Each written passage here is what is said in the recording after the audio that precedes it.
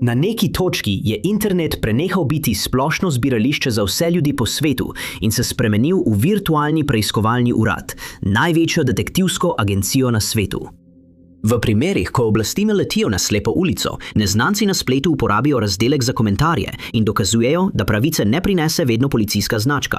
Včasih jo prinese spletna razprava, ki ne pojenja. Številka 10. Leta 2006 je Abraham Lee Shakespeare, prebivalec Floride, prišel do zmagovalne loterijske srečke. Bilo je 15. novembra tistega leta, ko je bila srečka v vrednosti $30 milijonov prodana v lokalni trgovini v mestu Frostproof na Floridi. Prav v tej trgovini sta Abraham in njegov sodelavec Michael Ford ustavila, da bi kupila nekaj pijače in cigaret za potovanje v Miami. Abraham bi kupil tudi 2 loterijski srečki, ena izmed njiju bi bila zmagovalna. Ford bi na koncu zahteval del glavnega dobitka, natančneje $1 milijon, vendar je Abraham to zavrnil. Nato bi se sodelavci zapletli v dolgotrajen pravni spor, ki se je končal z Abrahamovo zmago in izplačilom $17 milijonov. Denar mu je omogočil, da se je preselil iz delavske soseske v Lakelandu v zaprto skupnost. Abraham bi nato opravil več razkošnih nakupov, med drugim Nissan Altima in uro Rolex. Čeprav je bil zdaj premožen državljan, pa ni bil niti približno srečen. Pravzaprav je izražal frustracijo zaradi nenehnih prošenj prijateljev in neznancev, ki so trajale mesece. Rekel je, boljše bi mi bilo, če bi bil brez denarja. 3 leta kasneje, 9. novembra 2009, je Abrahamova družina prijavila njegovo izginotje in trdila, da ga niso videli že odprej v tistem letu. Upali so, da je vzel svoj denar in živi razkošno življenje na plaži ob Karibskem morju. A žal je bila ta fantazija daleč od resnice. Ni minilo dolgo, preden se je zgodba o Abrahamu, zmagovalcu floridske loterije, ki je izginil, razširila po spletu. Do takrat je bilo na internetu že več skupnosti posvečenih pogrešanim osebam in resničnim kriminalnim primerom. Eden izmed forumov, kjer je bilo veliko govora o Abrahamu, je bil Web Sleuths, ki je v lasti glasovne umetnice Tracy Griffith. Web Sleuths omogoča uporabnikom, da se zberejo na enem mestu in razpravljajo o svojih teorijah ter ugotovitvah glede resničnih kriminalnih primerov. Tako je bilo tudi v primeru pogrešanega moškega. Ena izmed uporabnic, Cindy Parrott, ki na spletu uporablja vzdevek Sleuthster, se je za primer posebej zanimala in začela podrobno raziskovati. Sprva je domnevala enako kot vsi ostali, da je Abraham odšel živeti srečno življenje, kjer nihče ne ve, kje je. Ko pa je izvedela, da je bil v času izginotja oče majhnega otroka in zelo povezan s svojo mamo, je Cindy ponovno premislila svoje stališče. Spletna raziskovalka je začela vzpostavljati stike z družino in prijatelji, ko je poskušala razvozlati primer. Prav prek teh bližnjih je vedno znova slišala odmev enega imena – Doris D. Moore, Abrahamove poslovne partnerke. Spletni raziskovalci so skupaj odkrili, da je Moorjeva lastnica podjetja z imenom American Medical Professionals in da je zdaj lastnica milijonske hiše pogrešanega moškega. Moorjeva je na družbenih omrežjih objavljala slike sebe, kako živi razkošno življenje v Abrahamovi hiši, kar je pritegnilo pozornost spletnih detektivov. Neuradni preiskovalci so zbrali svoja odkritja in jih objavili na Web Sleuths, kjer so Moorjevo označili kot sumljivo osebo. Objave so hitro pritegnile pozornost nekdanjega detektiva okrožja Polk Davida Clarka in kmalu je policija začela preiskovati Moorjevo kot možno osumljenko. Kmalu so odkrili, da je Moorjeva opravila plačilo moškemu po imenu Greg Smith, ki je opravil telefonski klic in se pretvarjal, da je pogrešani moški. Smith je nato postal policijski ovaduh, se zbližal z Moorjevo in na koncu preiskovalce pripeljal do betonske plošče, zakopane na posestvu Doris Moore. Ploščo so izkopali in pregledali, ter odkrili, da so bili ostanki Abrahama Shakespearea zaprti v njej. Spletni preiskovalci so postali ključni pri reševanju tega primera in če ne bi bilo njihovih spletnih detektivskih sposobnosti, bi primer morda ostal nerešen, Moorjeva pa bi lahko ostala na prostosti. Številka 9. Slavni nizozemsko-ameriški umetnik Willem de Kooning je ustvaril izjemno abstraktno ekspresionistično oljno sliko z naslovom Ženska. Eno izmed del v seriji umetniških del je bila stvaritev iz leta 1955, Ženska oker, ki prikazuje žensko figuro v abstraktni obliki. Nekaj let potem, ko je bilo umetniško delo dokončano, je žensko oker kupil premožen zbiratelj iz Združenih držav Amerike. Kasneje jo je podaril Muzeju umetnosti Univerze v Arizoni v Tucsonu, kjer je preživljal počitnice.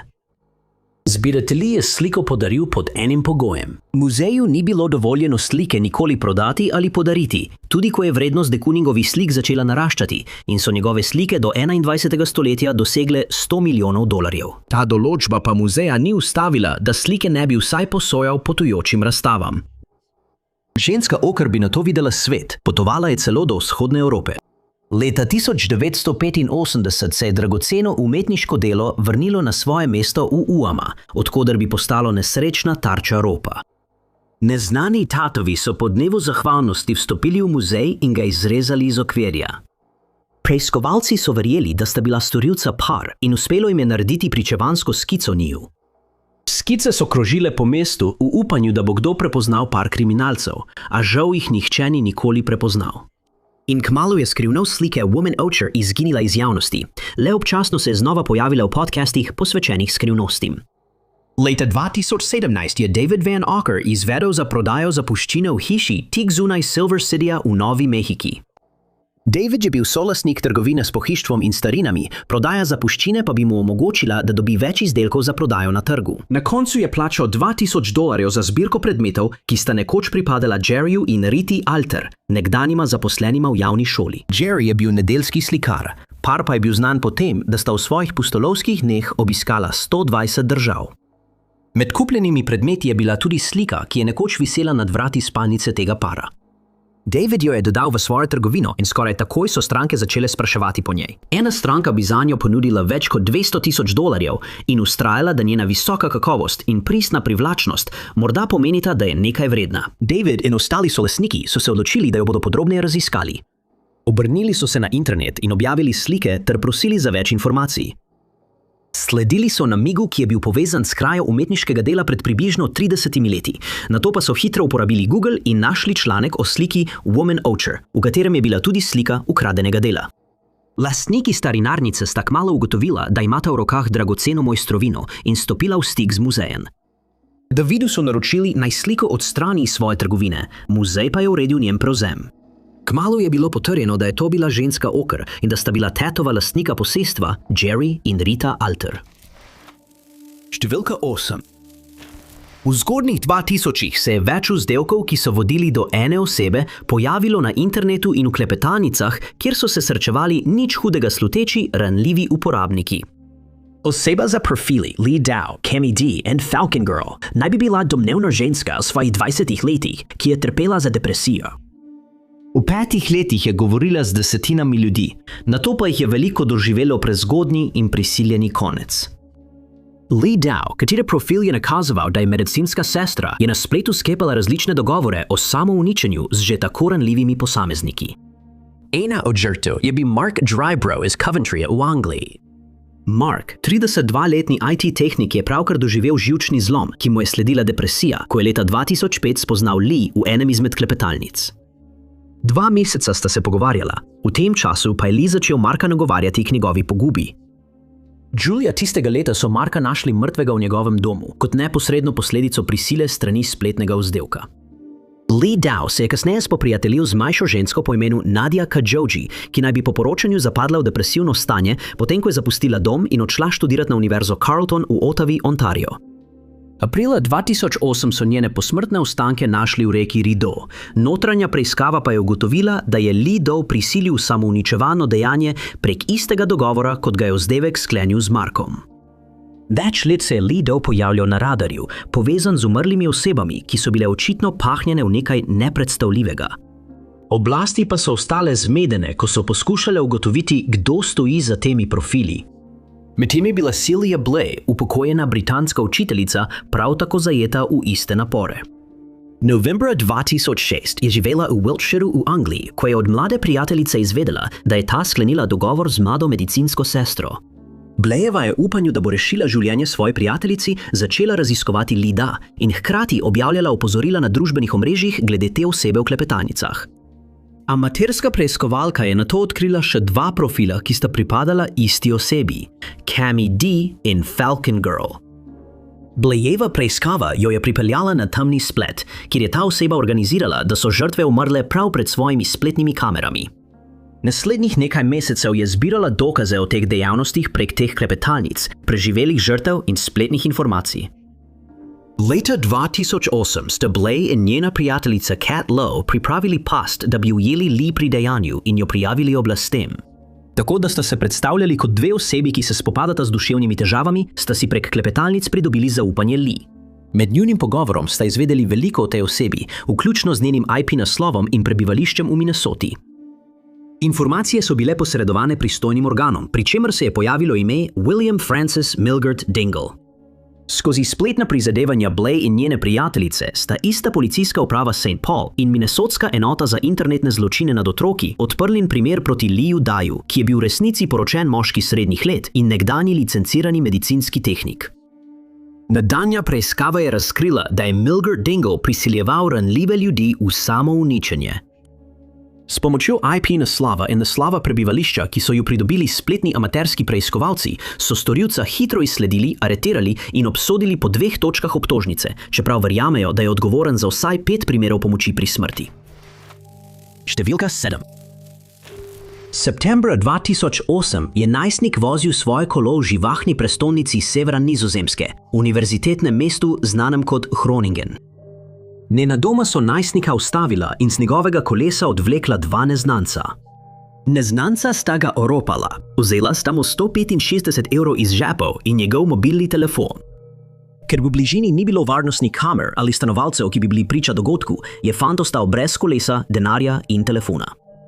Kasneje je dogodek prijavil nizozemski policiji, ki pa brez dokazov ali prič ni ukrepala.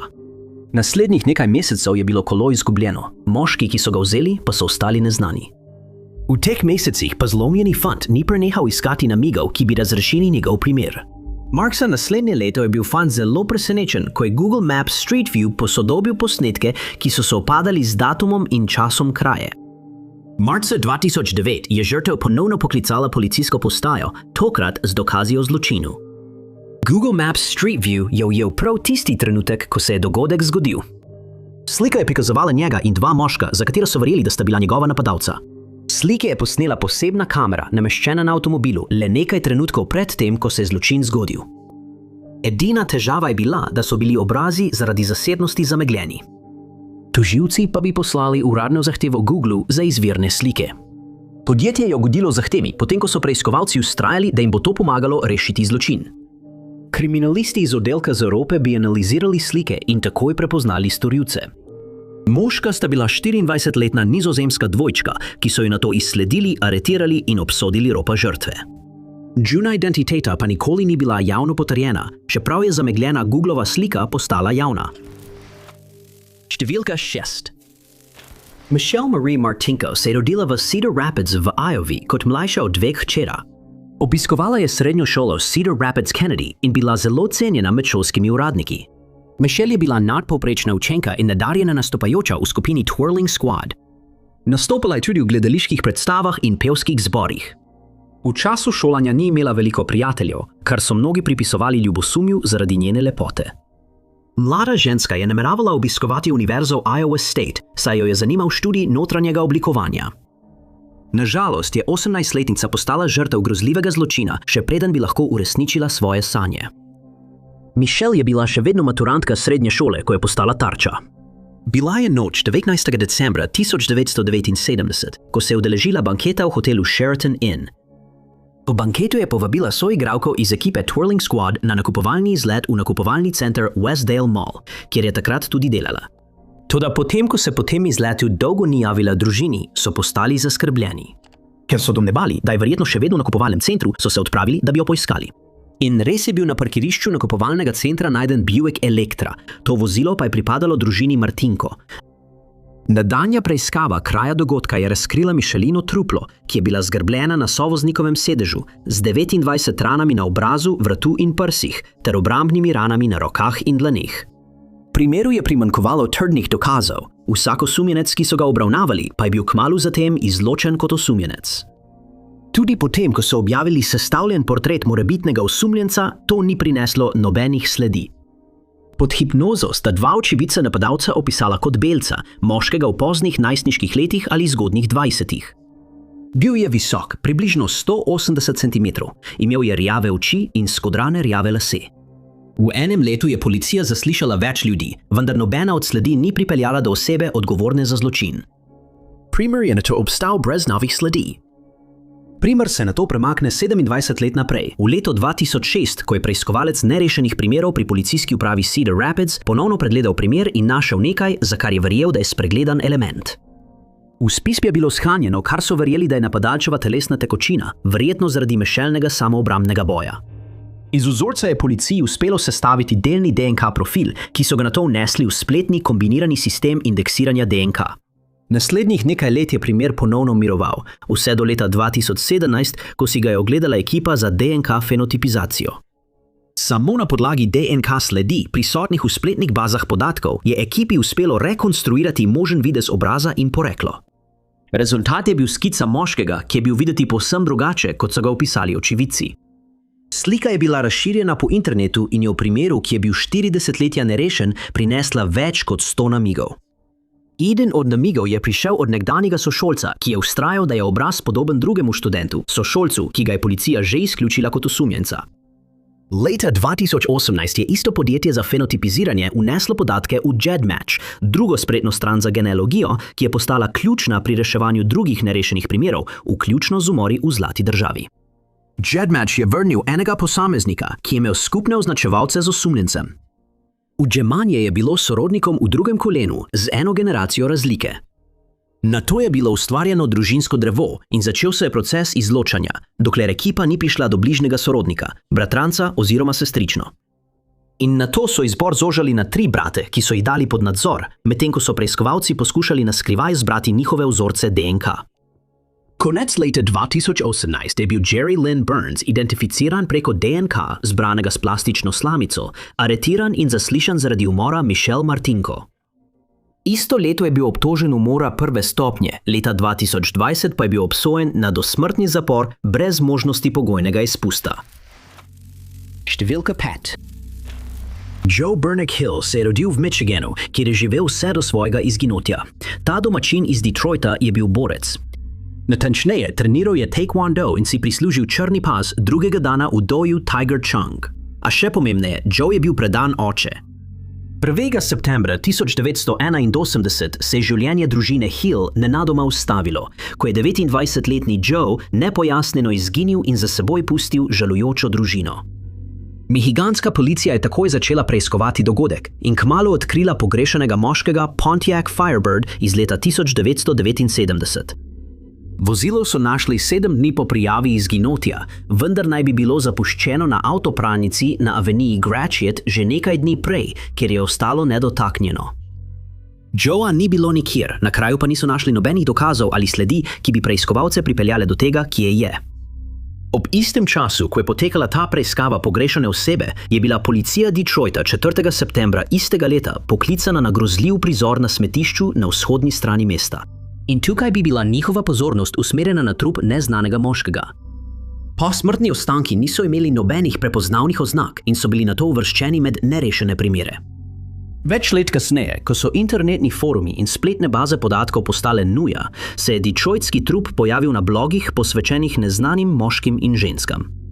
Telo je bilo opisano pod številko UP 14469, demografski podatki pa so navajali starost med 18 in 99 let, nedoločeno raso, moški spol in postmrtni interval le nekaj dni. Spletna stran je prav tako navedla lokacijo moškega trupa na naslovu 1550 Harper Avenue, Detroit, v okrožju Wayne. Obenem je bila Joeeva izginotja opisana tudi v več baz podatkov pogrešanih oseb, vključno s Charlie Projectom. Posamezno bi ti dve zadevi našli svojo pot v zapise na Redditu in objave na blogu WebSleuth, kjer so amaterski spletni preiskovalci poskušali rešiti primer. Opis trupa je bil dodan na spletno stran WebSleuth 11. novembra 2015 strani uporabnika z imenom Migmu, ki je pojasnil, da se je pravkar pojavil v bazi podatkov na Moose. Ni trajalo dolgo, preden je isti uporabnik, ki ga je primer takoj zanimal, odgovoril na svojo objavo z morebitnim ujemanjem. Teorija tega uporabnika je bila, da je pogrešana oseba, Joe Hill, UP številka 14469. Mi'kmaq je izpostavil različne podobnosti, vključno s postmortalnim intervalom le nekaj dni, kar se je ujemalo z opisom Joya in z dejstvom, da so trup odkrili 3 dni kasneje.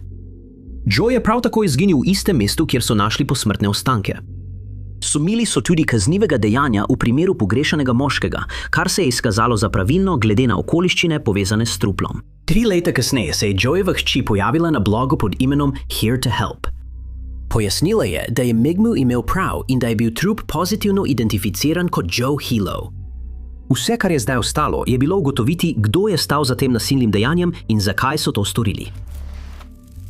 Številka 4. Maribel Ramos, 36-letna veteranka iraške vojne in študentka na Cal State Fullerton v Santa Ani v Kaliforniji, je bila opisana kot živahna in družabna oseba. Maribel je na univerzi študirala kazensko pravosodje. Stanovala je v hiši so stanovalcem po imenu Casey Joy oziroma Kwang Chol, ki ga je spoznala potem, ko je na Craigslistu objavila oglas, v katerem je iskala nekoga za delitev stroškov. Ona in 55-letni moški sta takoj postala prijatelja in ju je družila ljubezen do psov. Ni trajalo dolgo, da se je njun sostanovalski odnos razvil v dobro prijateljstvo. Kljub skupnim interesom sta bili Joy in Maribel nekoliko različni. Joy ni imel svojih prijateljev in so ga opisovali kot nekoliko samotarskega. Razmerje je potekalo kot platonsko skupno bivanje, dokler moški ni stopil v stik s sestro svojega sostanovalca. Povedal ji je, da ga Maribel romantično zanima, vendar je sestra vztrajala, ona ne goji takšnih čustev do njega. Maribel je imela takrat tudi fanta, Paula Lopeza, v katerega je bila zelo zaljubljena. Imela je veliko družine in prijateljev, ki jim je bilo zelo mar zanjo in je bila nenehno v stiku s svojimi najdražjimi, zato se jim je zdelo nenavadno, da je 30. maja 2013 nenadoma prekinila vse stike. Ko se v naslednjih dneh ni pojavila na dogovorjenih srečanjih in načrtovanih dogodkih, je bila Maribelina družina upravičeno zaskrbljena za njeno dobrobit. Vedeli so, da nekaj ni v redu in so poklicali policijo ter prijavili izginotje. Maribel so tisti dan nazadnje zabeležile varnostne kamere, ki so posnele, kako plačuje najemnino. Tisti dan je stopila v stik s Paulom in mu povedala za prepir, v katerega je bila vpletena Joy. Domnevno sostanovalec ni hotel plačati svojega dela najemnine, ona pa je vztrajala, da se izseli.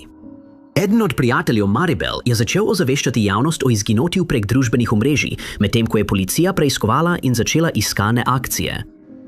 Eden od forumov, kjer so obravnavali primer, je bil Yelp, kjer se je začela tema s teorijami in pogovori o tem, kaj bi se lahko zgodilo z izginulo žensko.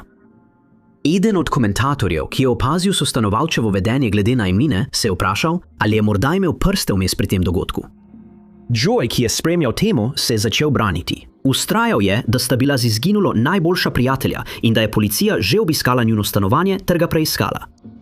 Joyevo odzivanje na obtožbe je bilo razumno in vse se je zdelo normalno, dokler eden od komentatorjev ni opazil, da je uporabljal preteklik, ko je opisoval izginotje svojega prijatelja. Nato so preiskovalci začeli podrobno spremljati Joyev vsak korak in celo sledili njegovim digitalnim dejavnostim, vključno z uporabo interneta v knjižnici. Prav ta nenavadna uporaba preteklika in njegova sumljiva iskanja sta ga postavila v središče preiskave.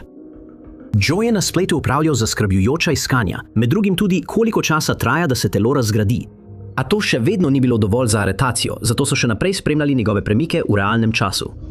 Prav s to metodo so bili priča, kako je Joy iskal satelitske posnetke določenega območja kanjona Moesku. Približal je točno določeno, zapuščeno območje, ki ga skoraj nihče nikoli ne bi prečkal. Oblasti so se hitro odpravile na točno to lokacijo, kjer so našli posmrtne ostanke, ki so bili že v napredni fazi razkroja. Telo so identificirali kot Maribel s pomočjo zobozdravstvenih kartotek. Joy so aretirali in spoznali za krivo umora 2. stopnje. Obsožen je bil na 15 let do smrtne kazni v prevzgojnem zavodu v Soledadu v Kaliforniji. Njegove pritožbe za ponovno sojenje so bile zavrnjene, čeprav preiskovalci nimajo nobenih DNK dokazov, ki bi potrdili, da je ubil svojega sostanovalca. Številka 3. Reddit ghosti eno najbolj predanih tem za reševanje zločinov na internetu. Reddit Bureau of Investigation oziroma RBI je tema, kjer lahko uporabniki objavljajo resnične zgodbe o zločinih, od tatvin do umorov, v upanju, da bo kdo v komentarjih lahko to dokazal. Čeprav je ta posebni subreddit sprožil nekaj polemik, potem ko je leta 2013 napačno obtožil študenta za napad v Bostonu, je na druge načine pomagal tudi pri drugih primerih, pogosto takih, ki niso bili tako resni. Eden takšnih rešenih primerov RBI je bil primer kraja dragega prenosnika. Leta 2015 se je uporabnik Reddita z vzdevkom Nipe 1989 obrnil na subreddit in prosil skupnost za pomoč. Pojasnil je, da je bil iz njihovega podjetja v Etni ukraden zelo drag prenosnik. Domnevno je neznana oseba vstopila v stavbo in odnesla nenadomestljiv predmet. Uspelo jim je zajeti posnetek varnostne kamere, na katerem je posameznik pobegnil z vozilom, vendar registrska tablica na slikah ni bila vidna. Avtor objave je prosil skupnost naj izboljša sliko, da bi razkrili registrsko tablico in tako ujeli storilca. Eden od komentatorjev, ki je videl objavo, pa je šel še korak dlje. To sem videl Etni, je komentiral temi in pojasnil, da je med vožnjo skozi Etno videl isto vozilo parkirano ob cesti. Uporabnik se je opisal kot tihega opazovalca in je menil, da je bilo vozilo čudno.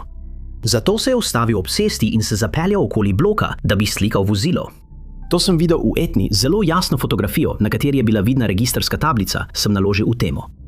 Madge Nipe 1989 je hitro odgovoril in vzkliknil, da je to pravi avto. Vse, od manjkajoče rezervne pneumatike do razbitega zadnjega okna, se je ujemalo. Informacije so bile nato posredovane preiskovanim policistom. Naključno pa je bil uporabnik, ki je objavil prošnjo za pomoč, tisti dan prav tako v Etni, vendar vozila ni opazil.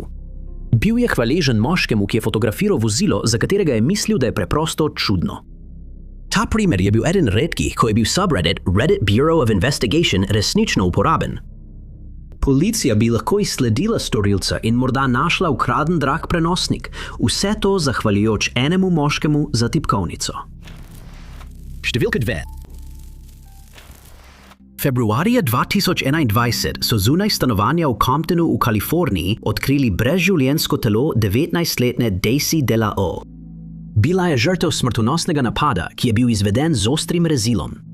Mesec dni kasneje je končala razmerje s svojim fantom Viktorjem Soso, za katerega je njena družina povedala, da je bilo nasilno. Prijatelji in družina so opazili zaskrbljujoče znake v njunem razmerju ter opisovali Sosovo nadzorovano vedenje in izpade. Kljub tem opozorilnim znakom je Daisy poskušala nadaljevati svoje življenje, poiskala je podporo pri svojih najbližjih in se osredotočila na svojo prihodnost. Vendar naj bi Sosa stopil v stik z Daisy in jo prosil, naj se z njim sreča v stanovanju njene družine v Comptonu, s čimer je ustvaril pogoje za usodni dogodek, ki je vzel življenje. Ko je prispela na kraj srečanja, jo je Sosa napadel, jo zavil preprogo in njeno telo odvrgal zunaj kompleksa, poleg nje pa je ležalo rdeče obarvano ostro rezilo. Brutalnost zločina je šokirala preiskovalce, ki so takoj začeli sestavljati časovni potek dogodkov, ki so pripeljali do Daisyjine smrti. Ni bilo skrivnost, da je Sosa izvedel ta nasilen napad. Izjave prič in fizični dokazi so pustili malo dvoma o njegovi krivdi. Toda skrivnost je bila, kje se je napadalec na to nahajal. Preden so oblasti našle Daisyjino truplo, je Sosa pobegnil in izginil neznano, kar je organom pregona in Daisyjinim bližnjim pustilo neodgovorjena vprašanja. Iskanje Sose je trajalo tedne, oblasti so sledile vsaki možni sledi, vendar je ostal skrit. Daisy Jeanni prijatelji in družina pa niso bili pripravljeni tako hitro obupati, zato so hitro začeli uporabljati družbena omrežja, kjer so pod oznako Justice for Daisy delili slike, videoposnetke in opise Viktorja Sose ter prosili skupnost za pomoč pri njegovem iskanju. Ena izmed uporabljenih platform je bil TikTok, ki je kasneje odigral ključno vlogo pri prijetju storilca. Nekdo, ki je videl videoposnetke na TikToku, je prepoznal sumljenca in kmalu ugotovil, da je to ista oseba, ki je delala v Papa's and Beer, baru in nočnem klubu v Rosaritu, ki deluje kot restauracija za turiste. Namig se je izkazal za neprecenljivega. Na podlagi tega komentarja so preiskovalci uspeli izslediti Soso, ki je v Rosaritu brezskrbno živel, kot da ne bi naredil nič narobe. Sosa se je poskušal zliti z množico turistov, očitno ne ganjen zaradi zločina, ki ga je storil. Kljub njegovim prizadevanjem, da bi se izognil prijetju, mu je zaradi širokega kroženja njegove fotografije postajalo vse teže ostati neopažen. Sodelovanje med spletno skupnostjo in oblastmi je bilo ključno pri tem, da so ga spravili pred roko pravice. Družka Julija, več mesecev po umoru, so napadalca aretirali in ga vrnili v Los Angeles, kjer bo obtožen umora. Izrekel se je za nedolžnega, vendar je posnetek varnostne kamere, ki je zabeležil dogodek, sodišču omogočil, da ga obsodi za umor prve stopnje. Številka 1. 17. maja 1968 je moški po imenu Wilbur Riddle hodil po ameriški cesti številka 25 blizu mesta Georgetown v Kentuckyju. Iskal je steklene izolatorje, ko je naletel na težko zeleno platneno ponjavo, ki je bila zvita ob cesti. Ko je razvil material podoben šotoru, je v notranjosti odkril truplo in takoj obvestil policijo. Pokojna oseba je bila ženska, stara med 16 in 19 let. Mrliški ogledniki so zapisali, da je bila visoka 155 cm in tehtala med 50 in 52 kg, opisana pa je bila kot rdečerjavo lasa. Poleg tega ni bilo nobenih značilnosti, ki bi organom omogočile njeno pravilno identifikacijo, zato je bila kasneje opisana kot neznana oseba. Vrsto let je primer ostal odprt, a ne rešen. Na koncu je bilo telo pokopano v grob na pokopališču Georgetown, na nagrobniku pa so bili zapisani podatki o neznani osebi. Sčasoma je bil primer pozabljen, dokler ga ni prevzel prvi amaterski spletni preiskovalec po imenu Todd Matthews. Po poroki s hčerko moškega, ki je našel truplo neznane osebe, se je Matthews močno poglobil v primer. Približno v tem času, leta 1998, je internet doživel razcvet z javnimi bazami podatkov in prostovoljskimi spletnimi stranmi, posvečenimi pogrešanim in neidentificiranim osebam. Matthews je natančno pregledoval različna poročila in celo ustvaril lastno spletno stran, da bi druge bolj ozavestil o tem posebnem primeru. Tistega leta je Matthews med rutinskim pregledovanjem foruma o pogrešanih osebah naletel na poseben primer iz Lexingtona v Kentuckyju, 15 milj od Georgetowna. Opis je objavila družina Hackman, ki je opisala izginotje mlade poročene sorodnice, ki je izginila konec leta 1967. Pogrešana ženska Barbara Ann Hackman Taylor je v času izginotja živela v Lexingtonu s svojim možem in dojenčico. Matthew je pogledal še druge podrobnosti v zvezi s tem primerom pogrešane osebe, vključno z geografsko lokacijo, časom, starostjo in videzom Barbare, in opazil podobnosti z neznano žensko. Kmalu je stopil v stik z družino in skupaj so se obrnili na pristojne organe. S primerjavo fotografije z obdukcije s fotografijami iz družinskega albuma so verjeli, da je telo, ki je bilo vsa ta leta neidentificirano, pripadalo Barbari. Preiskovalci so nato uredili, da so telo izkopali iz pokopališča in odzeli DNK za analizo. S primerjavo DNK s preživelimi člani družine Hackman je bila potrjena ujemanje.